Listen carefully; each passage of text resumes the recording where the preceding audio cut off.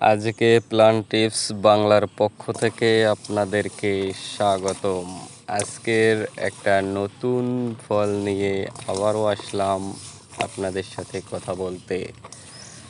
এই যে দেখুন ভাই, ফল না যেন অন্য কিছু। দেখুন, দেখতে হুবহু জাম্বুরার মতো, আসলে কিন্তু এটি জাম্বুরা নয়। এই ফলটি হলো ভিয়েতনামি মালটা। দেখেন সাইজগুলো কত বড় বড়।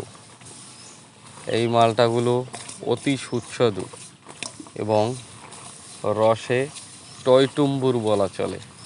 এই দেখুন থোকায় কতগুলো ফল ধরেছে,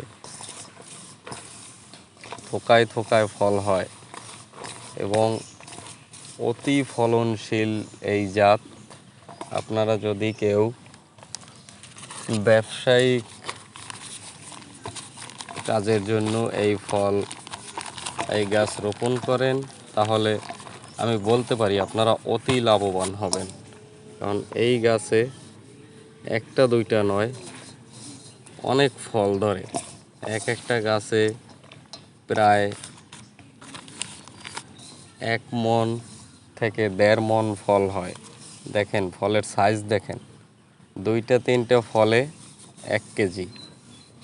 দেখেন আপনারা তো আগে দেখেছেন বা জানেন, পাকিস্তানি যেই মালটাগুলো আমরা বাজারে পাই, ওই মালটাগুলোকে ওভারটেক করে চলে গিয়েছে এই ভিয়েতনামি মালটা। দেখুন ফলে কালারও চলে এসেছে, পাকার সময় হয়ে গিয়েছে। দেখুন অবস্থাটা।